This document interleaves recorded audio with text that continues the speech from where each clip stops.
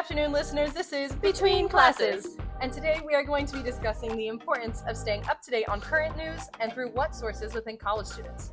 With the growing divide, recent protests, and questions of morality plaguing the United States, it is important we stay informed and media literate. We will start by looking at media literacy within college students. And today we are joined by a special guest, Avery Beck. She will be here to provide insights along with us as current college students and share her personal experiences and perspectives. Hi, Avery. Hello. How are you? I'm good. How are you? Good. We're so glad to have you. Yay. An important factor in determining the media literacy of college students is figuring out where they get their news. In an article from Northeastern Global News, Molly Callahan shares statistics through a study to determine where college students get their news and found on a given week, 93% of students surveyed got their news from conversation with peers and 89% from social media, the study found. The results showed that 76% of students turned to online newspaper sites, but only 33% went to print publications. So I guess this is a great way to ask Avery's perspective. Do you agree? Do you get most of your information from social media or your peers, or would you look for other sources?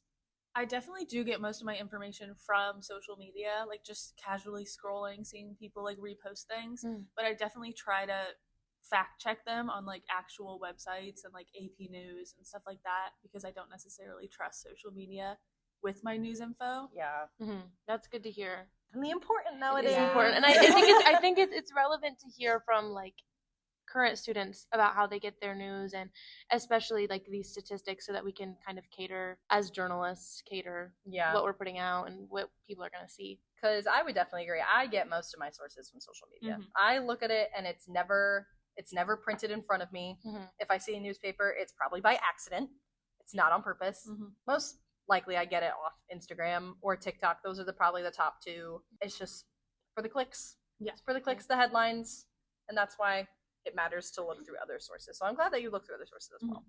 So I guess that segues into why we should stay aware. An article titled "The Importance of Staying Informed with Global News Updates" by Ellen Hollington with the Kluver Alert details why it is important to keep up with global news. Hollington discusses how important staying informed to social issues is, saying, from climate change to human rights violations, global news outlets provide a platform for marginalized voices and bring attention to important causes. This is kind of a big, important issue. Like, this is kind of something that I resonate a lot with as like a citizen of the United States. I feel it is kind of my duty to stay informed as a voter, as someone that pays taxes. I think that staying informed on the current issues, making sure you get perspectives from both sides, and just forming my own opinion, formulating what I think about things from like facts as opposed to just going along with what I hear. That's why I think it's important to stay up to date, just from personal experience. I don't know if you guys have any. Yeah, I agree. Even though sometimes I selfishly don't want to look on the other side of the opinion or of the other side of the fact. It's hard.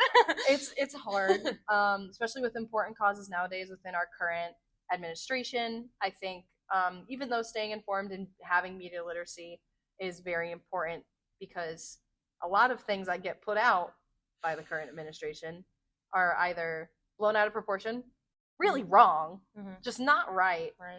And especially on social media. Yeah. Especially with people and like these content creators that don't really know what they're talking about. They just want to support their side of the argument, and these opinion podcasts that even our president on social media.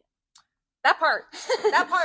I believe it's even more important to stay informed nowadays, especially because the way that things are going with current issues, and how they're being informed and how they're being spread through the media is not ideal. No. I don't know. Ignorance is bliss, but it's not helpful. It's not helpful. It's not. Is there anything, Avery, that you want to add about this? No, I definitely think like it's your duty, like you said, as a citizen, to like keep informed, and especially getting your sources from like reputable places, like not TikTok, because you just scroll TikTok and you see you can see up to like 60 people. You can see up to 60 people like a minute talking about different opinions and different stances and all this stuff, and it's very overwhelming. So just taking a step back and like going into, I don't know, AP News, somewhere that's reputable that you can like look at, and just forming your own opinion before going outside and like seeing other people's. I don't know. I think that's important, especially for me. Yeah, because it's too stressful to look at all the the clicks that they want, like all the big headlines that lead nowhere. Yeah, it's hard to form your own opinion when you have 60 people like a minute talking about theirs and how you're wrong and you suck if you don't agree with them. Right. And as we talk about the next talking point, actually, which is mental health within staying informed and how it has its drawbacks, because seeing all those things all at once makes me mad. Yeah. It definitely it makes you mad. It is. It's hard. We did some research on this topic because we have a lot of personal experience, so we thought we'd get some professional opinions. We found an article by Chloe Platt with The Spectator. It's titled, "Where Do Students Get Their News? The Impact and Burden of Media Literacy," and it discusses just that. Yeah, Platt says that due to the hyper-digitized environment of modern media, college students are now responsible for disseminating information in a way that previous generations were not. Determining where you turn to for information can be confusing and stressful, and the prospect of being an informed citizen can easily be clouded by the constant influx of news. And I would have to agree with that because, like Avery just said, 60 people yelling at you on an app. It's a lot. It's a lot. And I feel like all three of us as stressful college students, Avery, you're the busiest of all three of us, I would say. You're the most active on campus. You do a lot. And you're, and like, you can't see she's blushing. Yeah, she's blushing. She's so, I can say that because I know you. We, like, all three of us, we try to be current. But do you think that keeping up with the news has affected you in that sort of way? It definitely is hard to keep up when you have so much going on all the time. Like, even like news sources will be throwing like, I don't know, 50 articles a day over different topics, and then they're constantly updating them, constantly adding to them, but not really adding any actual information to them. And then it's just a lot to take in, and if you're not 100% involved in that topic or up to date, you just feel like a bad person. Yeah. Because you're like, you see something on TikTok and you're like, oh, I didn't even know that was a thing, and I missed that conversation that was happening literally 2 days ago. Yeah. So it's just hard to, I don't know, keep up to date with everything, and it makes you feel bad. Yeah. I feel as though like something more recent that's happened, like a current issue, has been this discussion of Trump and Greenland as of late. Has been like, oh my God. God. It's massive. Has taken over everything. And I asked my sister about it, and she said, what are you talking about? I was like, how do you not know? I think it's like a meme. Yeah. I think that's mainly like why it's getting talked about. It's like a meme and all this stuff. I mean, oh my goodness. Well, that's what I thought as well. I thought like, oh, he's joking. Like, haha, he probably thinks it's all green. Like he fell for the 300-year-old trick of Greenland is green and Iceland is ice. Yes. But then I was scrolling, as one does, and it said that he would do. His press secretary said that the administration would do anything they could to get Greenland, and I was like, oh, so this isn't a joke.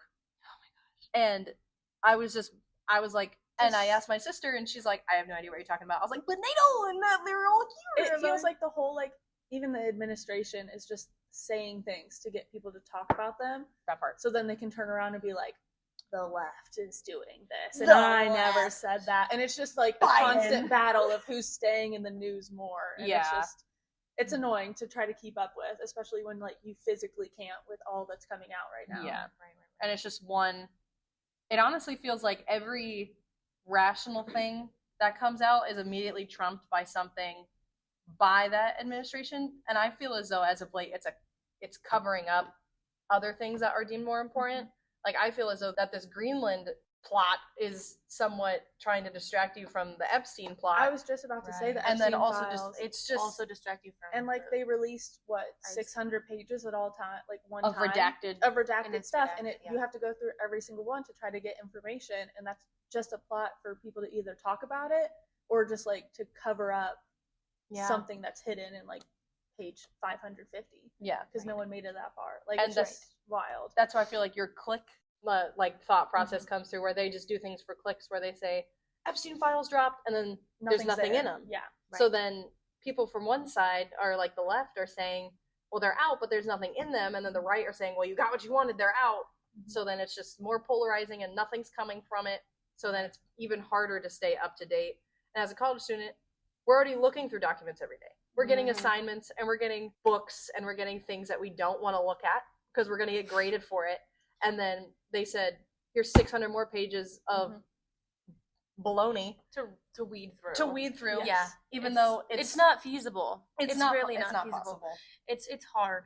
I feel like it's such a double-edged sword because on one hand, it's like it is a mental burden to like look at all these things, these terrible things, like the Greenland thing. Like, I could list like 20 different things that are burdening my mind with what's going on. But it's also equally a burden to know that these things are going on and just not care to engage. Even looking at it, it's like, what am I going to do now? And then you're just stuck. You're like, I don't know how I'm going to help.